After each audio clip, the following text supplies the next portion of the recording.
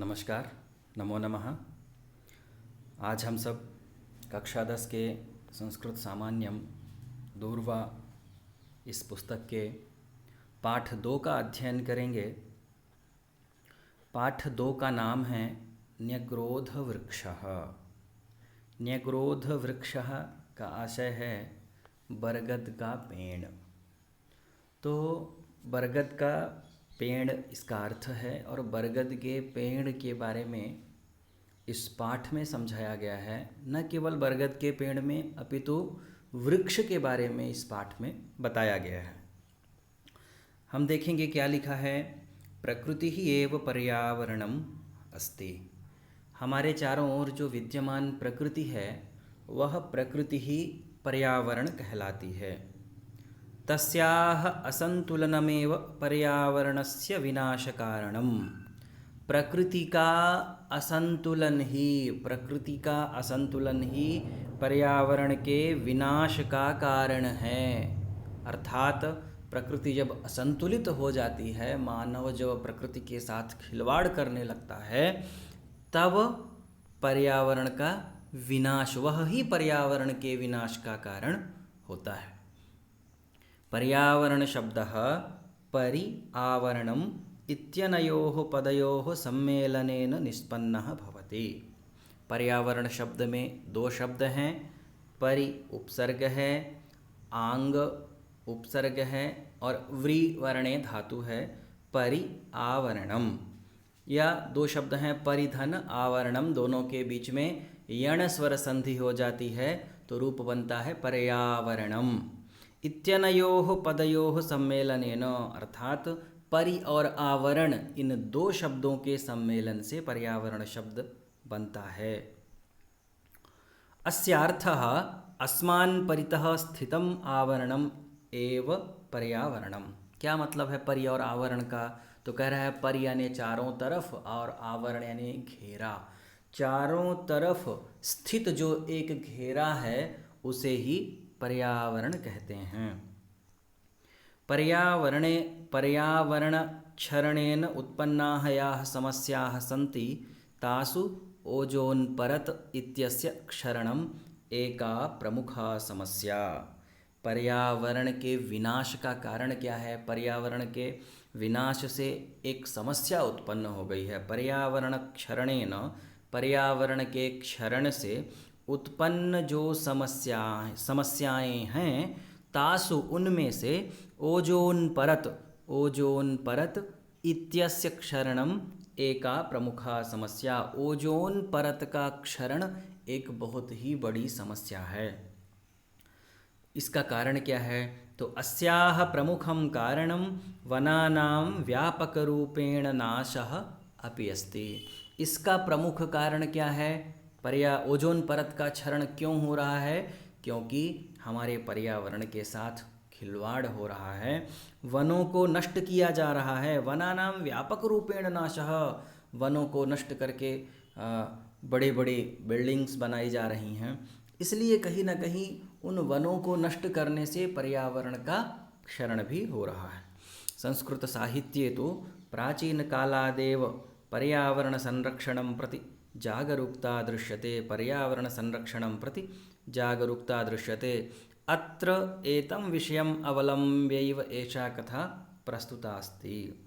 क्या लिखा है कि संस्कृत साहित्य में तो प्राचीन काल से ही पर्यावरण संरक्षण के प्रति जागरूकता बताई गई है कि पर्यावरण का हमें संरक्षण करना चाहिए।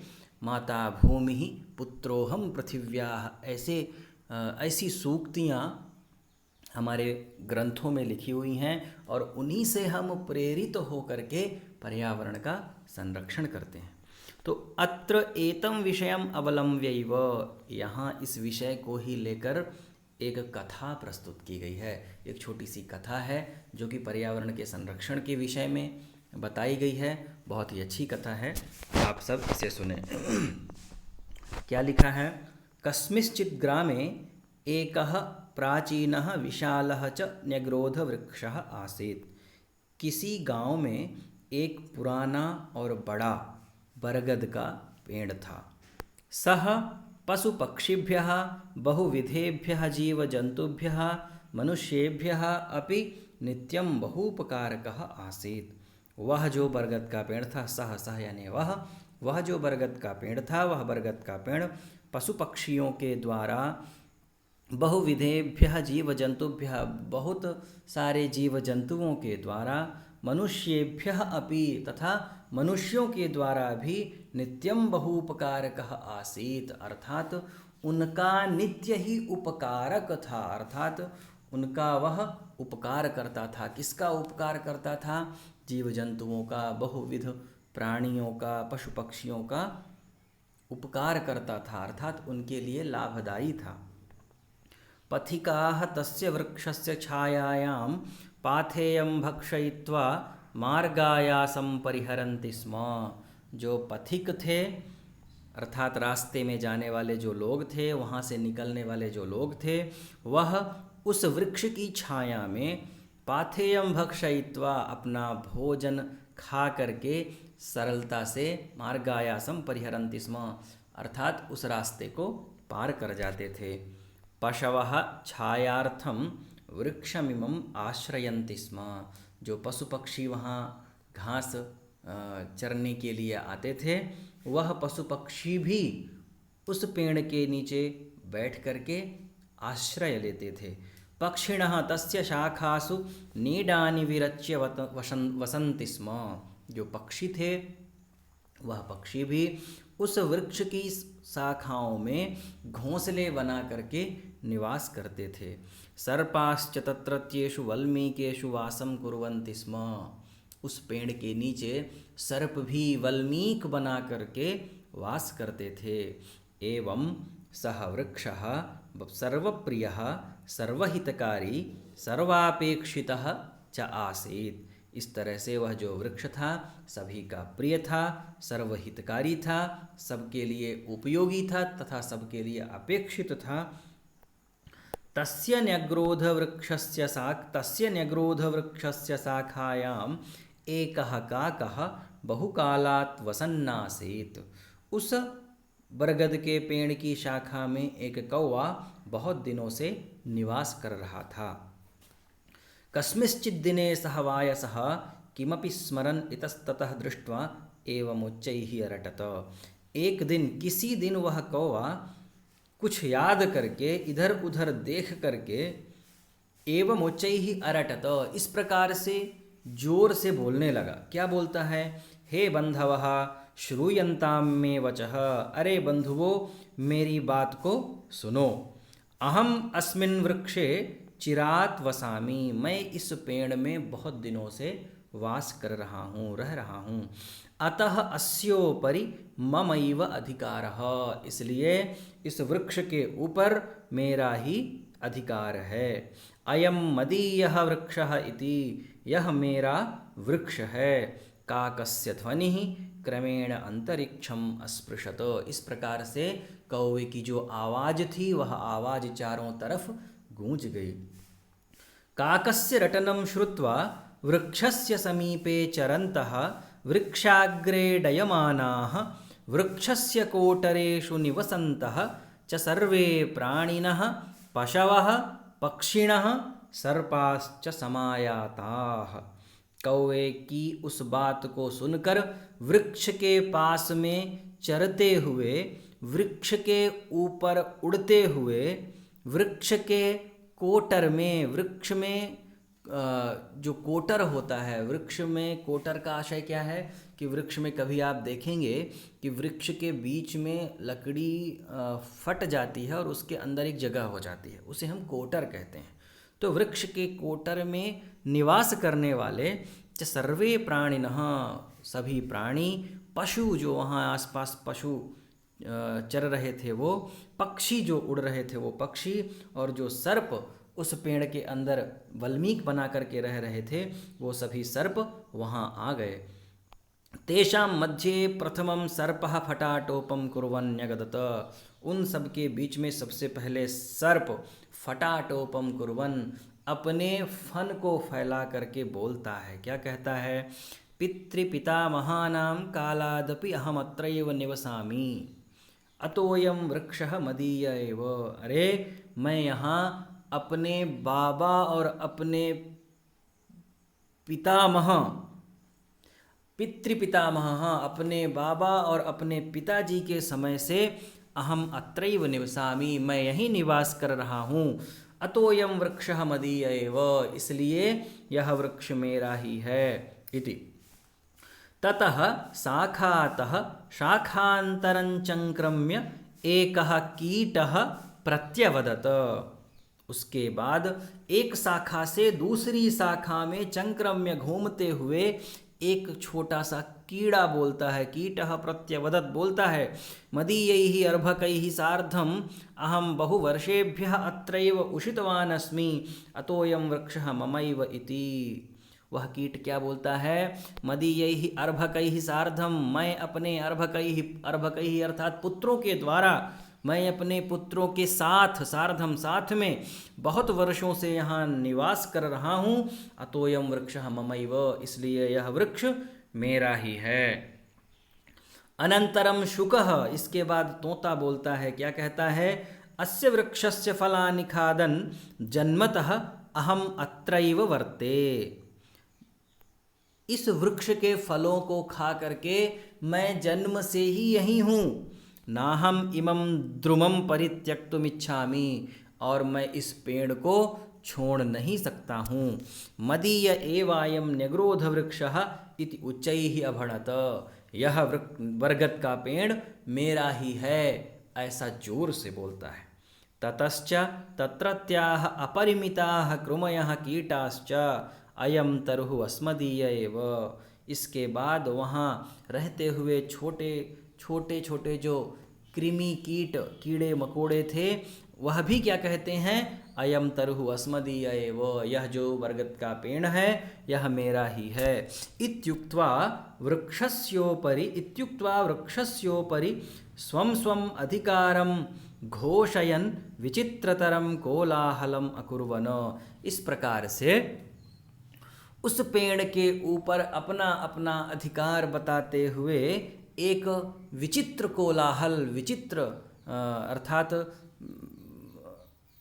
विचित्र हल्ला प्रारंभ हो गया। वहाँ एक हल्ला होने लगा। अब इसकी व्याप्ति क्या है देखिए, तो अत्रांतरे दृश्यते सर्वेषां कृते, हाँ, अत्रांतरे कश्चित् अजापुत्रः आगतः तत्रागतः। इसके बाद जब वहाँ हल्ला हो रहा था तो एक बकरी का बच्चा आता है। अजापुत्र है यानी बकरा, बकरी का पुत्र, अजापुत्र है यानी बकरा आता है। सोपि तस्य तरोः पत्राणि खादन् नंदति स्म, वह बकरा भी हर दिन वहाँ आता था और उस बरगद के पेड़ के पत्तों को खा करके प्रसन्न होता था। तम दृष्ट्वा सर्वे प्राणिनः न्याय निर्णयं कर्तुं तम प्रार्थयन्त, उसको देख करके सभी प्राणी, जितने भी प्राणी वहाँ थे, वो क्या कहते हैं? न्याय निर्णय करने के लिए प्रार्थना करते हैं। सर्वेषां वचनानि श्रुत्वा स अजः अवदत, सभी के वचनों को सुन करके वह अजापुत्र बोलता है, क्या कहता है? अस्तु मया समेषां समस्या समाकर्णिता, ठीक है, मेरे द्वारा सबकी समस्या को सुन लिया गया है। इदानीं मम वचनानि यूयं शृणुतो, अब तुम मेरे वचनों को सुनो, अब तुम सब मेरे वचनों को सुनो। क्या कहता है? काश्चन शाखाः काकेभ्यः, कुछ शाखाएं कौवे के लिए, कुछ जो डालियां हैं इस बरगद के पेड़ की वो कौवे के लिए। शाखांतराणि च कृमिकीटेभ्यः, कुछ जो डालियां हैं वह डालियां जो यहाँ कीड़े मकोड़े रह रहे हैं इनके लिए। मूलम सर्वेभ्यः, और जो इसका ठूंठ, जो मूल बचेगा वह मैं सबके लिए। अनेन प्रकारेण, इस प्रकार से, सर्वेभ्योपि वृक्षं विभज्य, सबके लिए, सर्वेभ्योपि सबके लिए वृक्ष को अलग अलग बांट कर दापयिष्यामि, मैं दे दूंगा। अस्मिन्नेव ग्रामे कश्चित् वृक्षच्छेदकः मे मित्रमस्ति, इसी गांव में एक वृक्ष को काटने वाला मेरा एक मित्र है। वह बकरी का पुत्र कहता है कि इस गांव में एक मेरा मित्र है जो पेड़ों को काटता है। तम आह्वयामि इमं वृक्षम खंडशः कर्तुम इति, मैं बुलाता हूँ उसको कि आकर के इस पेड़ को अलग अलग सब में बांट दो, सबको दे दो। अजस्य निर्णयः सर्वैः स्वीकृतः, उस बकरी के पुत्र के निर्णय को, उस बकरे के निर्णय को सब लोग स्वीकार कर लेते हैं। अतः सर्वेपि वृक्षच्छेदकस्य समीपं गत्वा न्यग्रोध वृक्षं छित्त्वा तस्य भागानां वितरणार्थं प्रार्थयन्त। तो सब उस वृक्ष छेदक लकड़ी पेड़ को काटने वाले के पास जाते हैं और क्या कहते हैं कि यह जो बरगद का पेड़ है, इस बरगद के पेड़ को काट करके उसके भाग को हम सब के बीच आपस में वितरण कर दो, ऐसी प्रार्थना करते हैं। परम सोयम काष्ठच्छेदकः अवदत, पर वह पेड़ के लकड़ी को काटने वाला जो व्यक्ति था वह कहता है, पूर्वम अहम वृक्षान छिनद्मि स्म, पहले मैं वृक्षों को काटता था। अधुना तादृशे कुत्सिते कर्मणि न व्यापारयामि, अरे अब मैं ऐसे पाप कर्म को नहीं करता हूँ। वृक्षाणाम छेदनम महत् पापमिति, अरे वृक्षों को काटना बहुत ही पाप का कार्य है, महान पाप का कार्य है। मया अधिगतम अस्ति, मैं जान गया हूँ। अतः न्यग्रोध वृक्षस्य छेदनम अहम न करिष्यामि इति, इसलिए इस न्यग्रोध वृक्ष को मैं नहीं काटूंगा। तथापि सर्वे प्राणिनः तम वृक्षम छेत्तुम यदा निर्बंधम अकुर्वन् तथापि सर्वे प्राणिनः तं वृक्षं छेत्तुं यदा निर्बंधम अकुर्वन् तदा स धीमान् इदमाह, इसके बाद भी सभी प्राणी उसको वृक्ष को काटने के लिए बार बार कहते हैं, निर्बंधम बार बार कहते हैं कि अरे इसको काटो और इसको आपस में हमें वितरित कर दो। तदा स धीमान् इदमाह, उसके बाद वह जो बुद्धिमान काष्ठच्छेदक था, वृक्ष को काटने वाला था, वह कहता है, अस्तु तर्हि प्रथमं मे वचः शृणुतो, ठीक है मैं काट दूंगा पर पहले तुम सब मेरी बात को सुनो। यूयं सर्वेपि अनेन वृक्षेण उपकृताः एव, तुम सब इस वृक्ष के द्वारा उपकृत हो, यह वृक्ष तुम सब के लिए लाभदायक है। वृक्षस्य उपकारं स्वीकृत्य युष्माभिः कः प्रत्युपकारः कृतः, अरे इस पेड़ के लाभ को स्वीकार करके तुमने इस पेड़ का क्या लाभ किया है। कः प्रत्युपकारः कृतः, क्या तुमने कभी इस पेड़ का, तुम सब क्या इस पेड़ का उपकार कुछ किए हो।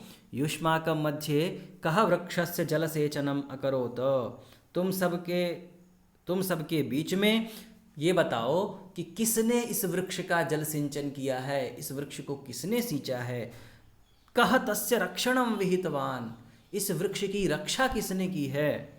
न कोपि किंचिदपि अकरोत, तुम में से किसी ने भी इस वृक्ष के लिए कुछ भी नहीं किया है।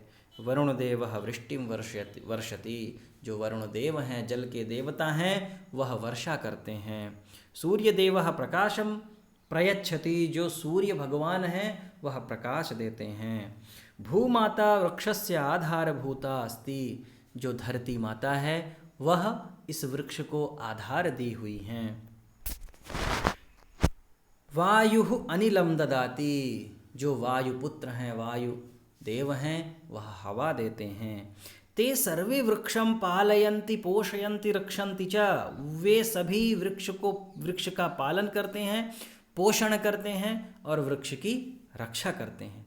ते न कदापि मम अधिकारः वर्तते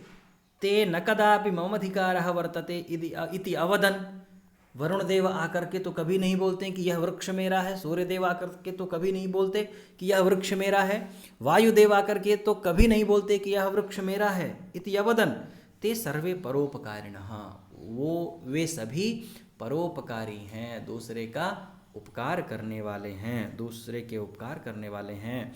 परम यूयम सर्वे परापकारिणः, परंतु तुम सब परापकारी हो, तुम सब परोपकारी नहीं हो, किसी को कष्ट पहुंचाने वाले हो।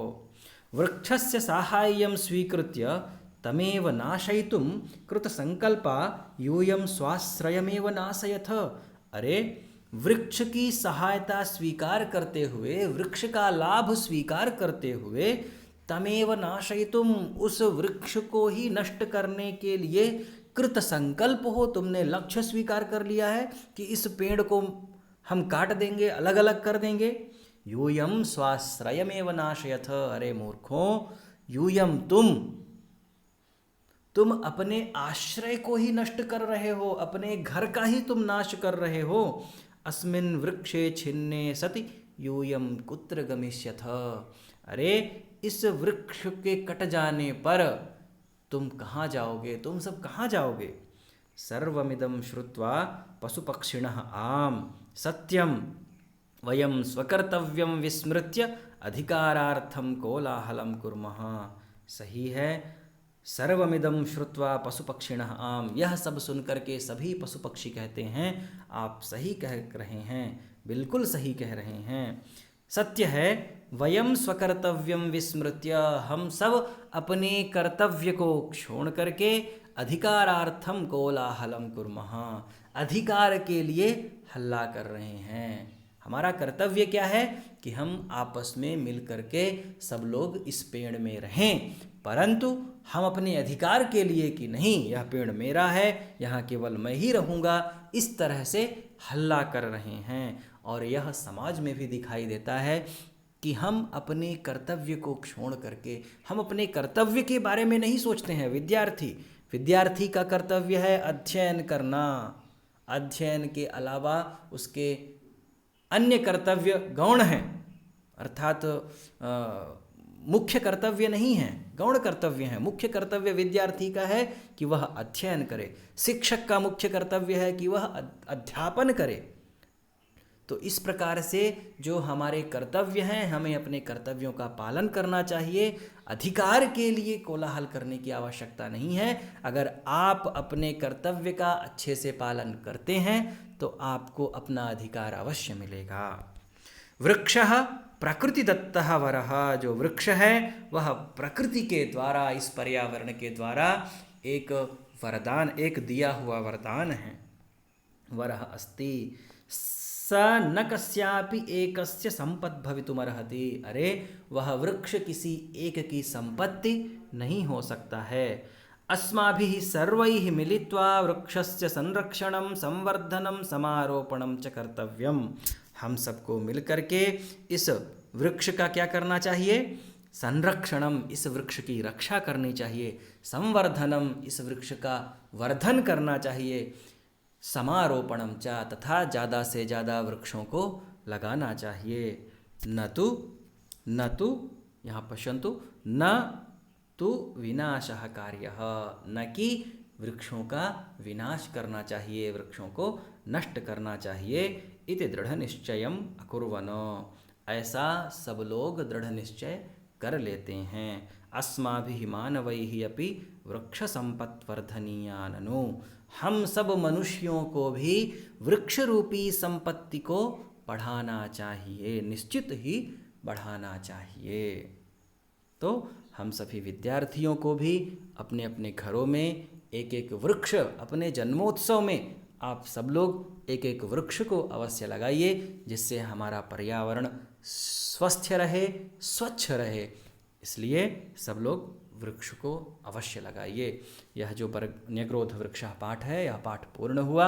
और आपको इस पाठ में जो भी शंका रहती है, जो भी समझ में नहीं आता है, वह आप कमेंट बॉक्स में लिख सकते हैं, उसका मैं यथा समय उत्तर दूंगा। आप वीडियो को ज़्यादा से ज़्यादा बच्चों के पास भेजें, जिससे बच्चे इस पाठ को अच्छे से समझ सकें, तथा वीडियो को लाइक करें, चैनल को सब्सक्राइब करें और ज़्यादा से ज़्यादा विद्यार्थियों के पास इस वीडियो को पहुंचाएं।